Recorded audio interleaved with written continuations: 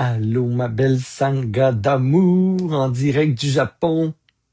Même si oui, ça a l'air d'une chambre d'hôtel. Oui, on est le soir ici. Et je vais arrêter de bouger. Ça, je suis sur mon lit. Je suis dans une chambre d'hôtel. On est à Osaka.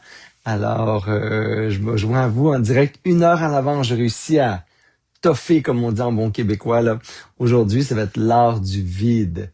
Alors, un enseignement et une méditation sur l'art du vide. Et si, et si la liberté ne venait pas de l'encombrement, mais du dépouillement? Oh, c'est inspirant, hein? Eh bien, c'est parce que demain, là, aujourd'hui, je suis pas à l'extérieur. Demain, il pleut.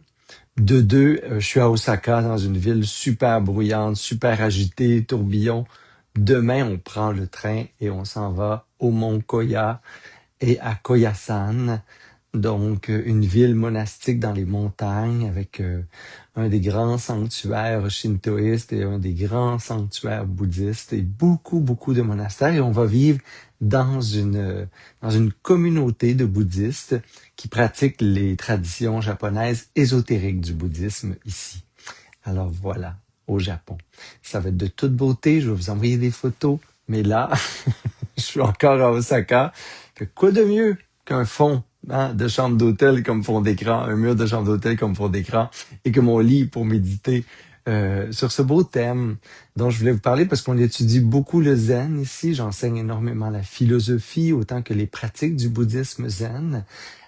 Différents éléments aussi, des spiritualités plus ancestrales, inspirées du shintoïste et des symboles de spiritualité ici. Et je trouve que dans la culture aujourd'hui encore, dans l'esthétisme du Japon, dans la philosophie zen et tous les courants qui sont dérivés du zen, comme l'art ornemental, comme les jardins zen. Souvent, on associe les jardins zen aux jardins secs, où il y a des pierres, des ronds, des roches, etc. Quelque chose de très épuré. Et aussi l'art du zen, qui se décline sur les pratiques de méditation, de contemplation et plein d'autres types d'artisanat et de pratiques qui sont méditatives. Alors aujourd'hui, je vais vous parler du vide, parce que s'il y a quelque chose qui nous étonne dans l'esthétisme zen, c'est le vide. C'est une des composantes essentielles du zen dans la philosophie zen, et donc ça se retrouve beaucoup dans l'esthétisme des temples, des monastères, des jardins ici, des compositions même, je dirais, florales, qui servent d'offrande pour les pratiques les pratiques d'offrande bouddhistes, les autels et ainsi de suite. Et le vide est une composante extraordinaire parce que c'est, selon le zen, le vide qui crée justement l'esthétisme, qui crée l'harmonie, qui va créer à l'intérieur de nous, c'est se libérer de nos pensées, c'est se libérer de nos tensions, c'est créer de l'espace à l'intérieur de nous qui fait qu'on retrouve l'harmonie intérieure, qu'on retrouve le sens et la direction de vivre. Au Japon, on mange avec des baguettes, on mange lentement, on prend le temps de respirer. Le vide, c'est quoi? C'est des pauses entre deux occupations. C'est des pauses entre deux relations. C'est l'espace dans la maison. Au lieu de tout encombrer, tout meubler, tout occuper, c'est créer de l'espace mental également. Alors se libérer de tracas, préoccupations, stress inutile. C'est peut-être épurer notre temps sur les médias sociaux où on ne fait que emmagasiner, distraire, éponger des informations qui sont pas toujours pertinentes, agréables, utiles. Alors, le vide, ça nous ramène à toutes ces notions-là sur justement la libération. Libérer de l'espace, libérer du temps dans nos agendas, libérer de l'espace mental, peut-être se libérer de certaines relations qui, en ce moment, on peut prendre de la distance, parce que le vide aussi, c'est la distance entre deux choses. Alors, ça peut être la distance physique, ça peut être la distance dans le temps, dans l'intensité peut-être de nos relations, notre emploi du temps. Le vide, c'est pas quelque chose qui est très valorisé aujourd'hui dans notre société à nous, parce que nous, qu'est-ce qu'on veut? On veut plus, mieux, encore. On veut plus vite. Et le vide, c'est donner du temps. au temps. J'aime me rééduquer à cet espace-temps qui est différent au Japon, où tout d'un coup, même le regard est face au vide dans des jardins zen, dans la composition même de parcs, d'organisations, de forêts. Quand on aménage les lieux, on crée de l'espace et c'est l'espace qui valorise quelque chose. Alors, si quelque chose est précieux, on va mettre un vase dans une pièce au complet, avec une lumière dessus, et c'est tout. On va mettre un orchidée sur toute une tablette au lieu d'avoir 40 plantes différentes. On va mettre un orchidée avec une lumière sur une grande tablette, et c'est tout. On va honorer les choses en créant de l'espace autour d'eux, en créant le lieu pour eux, en aménagement, à quelque part. Et je trouve que ça nous ramène beaucoup à qu'est-ce qui est vraiment important, qu'est-ce qui est prioritaire, comment je donne du temps, de l'énergie, de l'espace à ceci. Puis pour ça, ben, il faut que j'honore le vide, il faut que je dépouille, il faut que j'épure, il faut que je me dépouille, il faut que je me libère. Et c'est ça la notion de vide. Fait que c'est pas le vide, l'absence de toute chose. C'est le vide qui permet justement un espace de création, un espace de présence. C'est le vide dans une discussion, le vide de parole qui me permet d'entendre, d'écouter. Puis si je me tais intérieurement, peut-être de ressentir. Alors c'est comme l'opposé, on dirait, du mode occidental de fonctionnement, de vie, de décoration, d'aménagement de notre temps, agenda, relations, espace. Et au Japon, ça respire. Justement, parce qu'on n'a pas peur du vide. Le vide sert à créer de l'espace pour mieux honorer, pour être davantage en présence, pour savourer mieux, pour voir, pour rencontrer, sans agitation, sans dispersement, sans étouffement, sans encombrement. Alors, vous devinez peut-être que c'est aussi le thème de notre méditation d'aujourd'hui. Et avant que je m'effondre dans mon jet lag, parce que moi, il est 11h30 en ce moment, et dans 6 heures et quelques, je me réveille pour aller au Mont Koya avec mon groupe et commencer nos méditations demain après-midi au monastère. Alors, tout de suite, je vous invite à prendre une posture qui est confortable pour vous en ce moment, pour faire une petite méditation guidée sur ici toute ma quête de liberté pouvait se vivre quand j'abandonnais un peu plus, si je me dépouille davantage, si je crée de l'espace, si je laisse aller ce qui mentalement, physiquement, dans mes relations, dans la vie, dans l'espace, ne sert plus ou c'est juste trop. Ça m'empêche de savourer. Ça m'empêche d'être dans une belle présence. Ça m'empêche de vivre avec qualité ce que j'ai à vivre dans la vie. Alors, vous pouvez prendre quelques respirations profondes. Si vous êtes avec moi en direct, je sais qu'il va y avoir beaucoup de différés, là, parce que je serai jamais à la même heure. Jamais jusqu'à quand je vais toffer. Fait que ceux qui sont là en direct et tous les autres, on peut prendre une posture et s'immobiliser dans la posture. Prendre 2 ou 3 respirations profondes.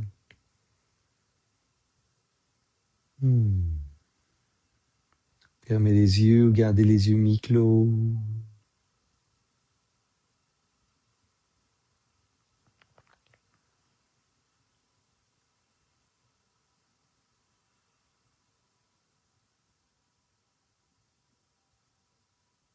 Et je peux déjà observer le souffle un court instant et réaliser que le souffle, l'énergie de vie, me traverse à partir du vide et de l'espace qui m'entoure et à travers le vide et l'espace qui m'habite.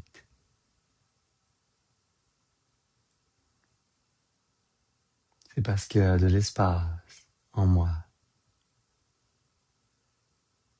que quand j'inspire, le souffle peut entrer. et ressortir.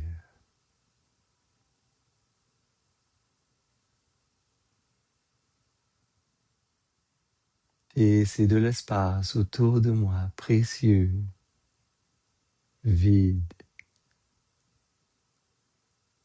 que l'oxygène que j'ai besoin pour vivre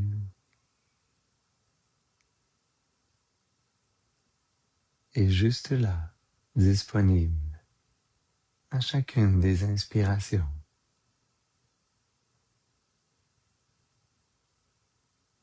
Comme cet espace et le vide sont précieux.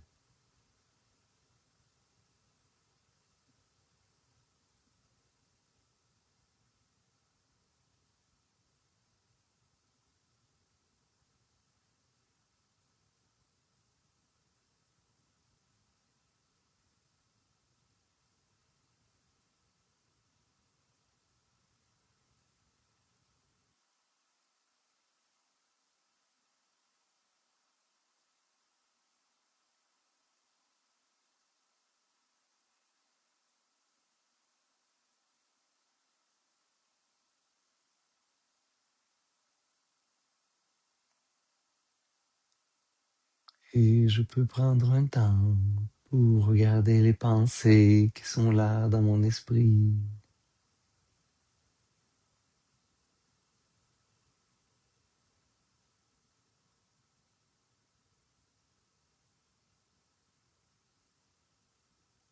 Et je peux les voir simplement comme des sons, des bruits intérieurs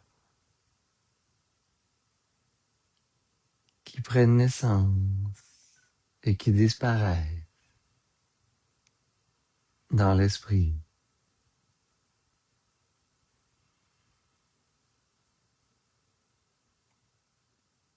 Et je peux me rappeler que la nature de mon esprit est vide, spacieux, comme un ciel infini.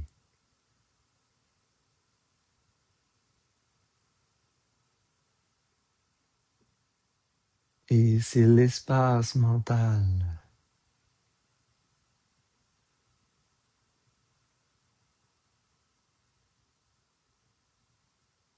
qui permet aux pensées d'apparaître et de disparaître.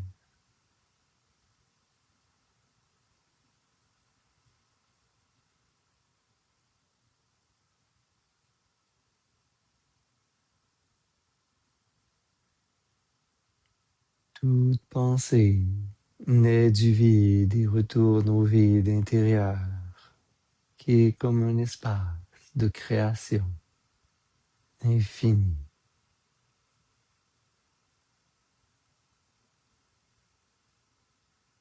dans lequel tout peut apparaître et disparaître.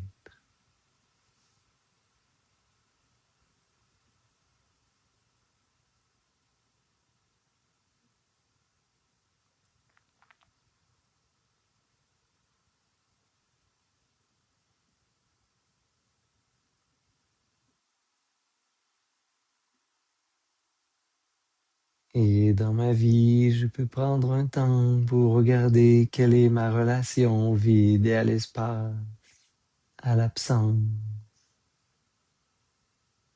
en commençant par observer comment je me sens et je me comporte dans les moments d'absence d'occupation.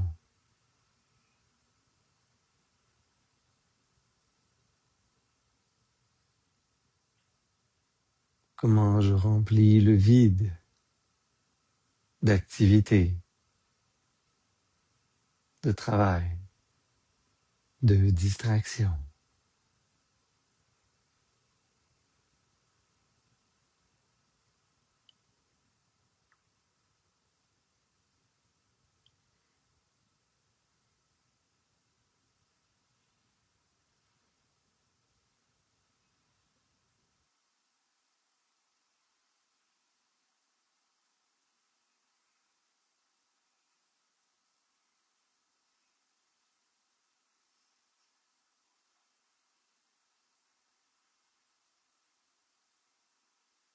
Quelle est ma relation avec l'absence d'activité ou de faire, d'obligation, de responsabilité, d'occupation?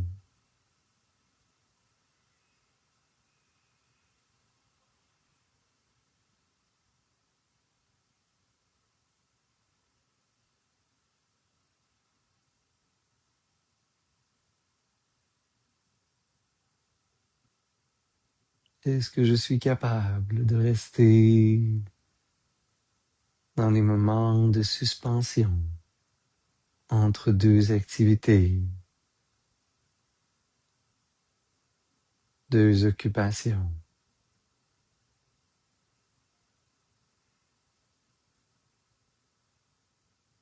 Comment je crée le vide,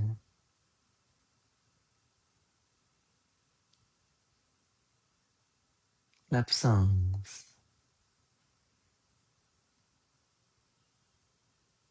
pour me retrouver et revenir à moi.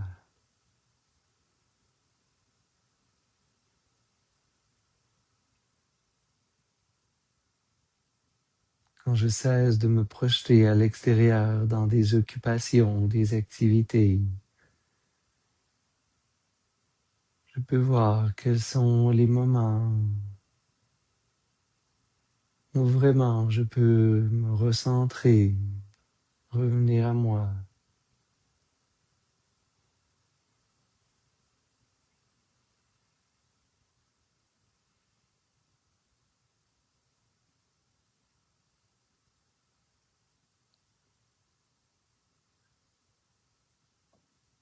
Où sont ces moments dans ma vie où je sors du faire pour entrer dans l'être? Qui suis-je quand je n'agis pas?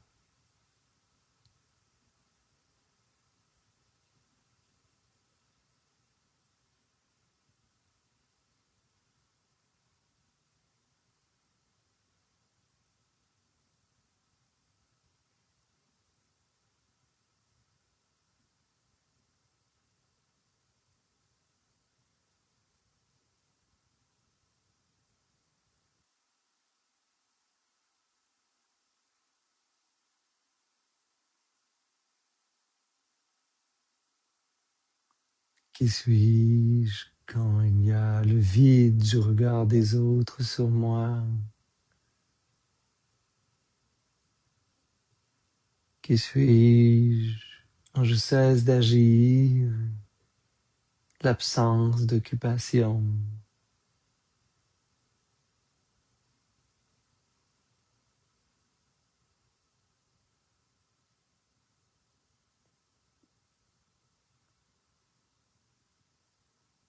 Qui suis-je dans mon silence intérieur?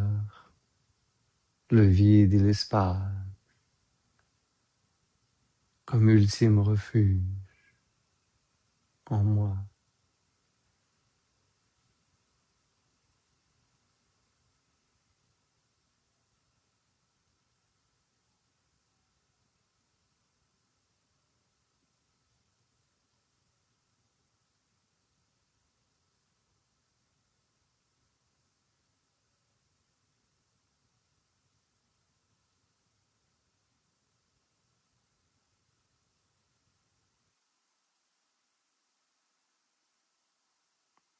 Qui suis-je en ce moment?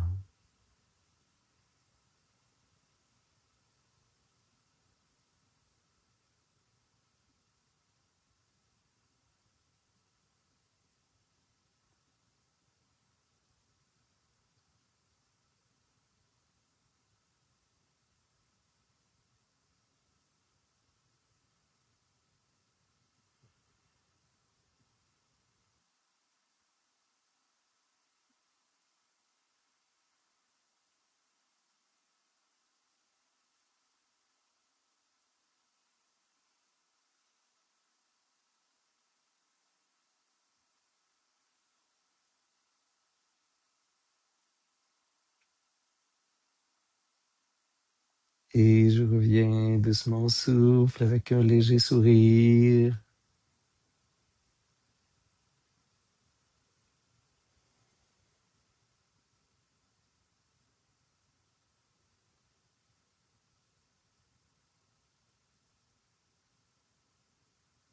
Prenez de belles respirations profondes. Rappelez-vous l'espace et le vide nécessaires à la vie pour entrer à travers vous, pour circuler à travers soi, juste pour se réconcilier avec vide et espace.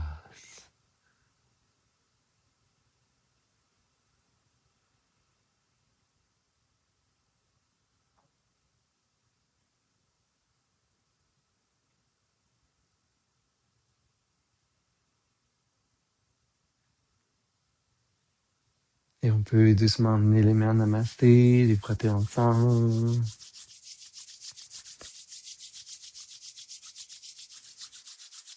Se réjouir de notre pratique pour intégrer une nouvelle relation avec l'espace, le vide, le temps, sans occupation. L'espace dans mon agenda.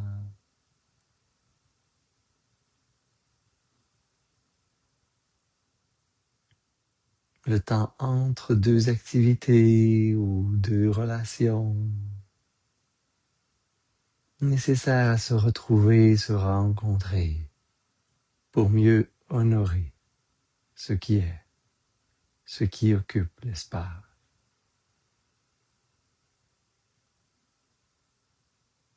Et on peut inspirer par les narines pour expirer bouche.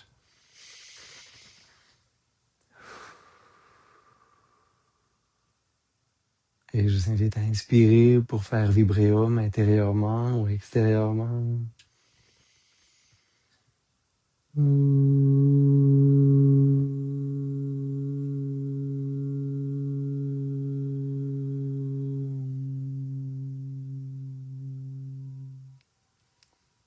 Namasté.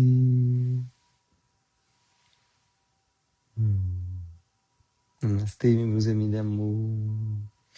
Je vous souhaite une belle semaine. Si vous voulez voir des fois un peu plus en priorité ce que je vous partage du Japon, photos, anecdotes, enseignements, eh bien, vous pouvez aussi faire suivi en priorité, je crois, dans des pages comme la mienne, si vous êtes là, si vous n'êtes pas dans mon profil perso.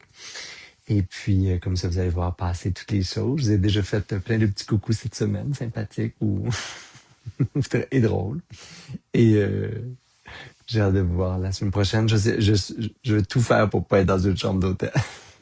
C'est sûr, je reviens pas en ville de toute façon pour 18 jours. On va être dans des lieux en nature. Namasté!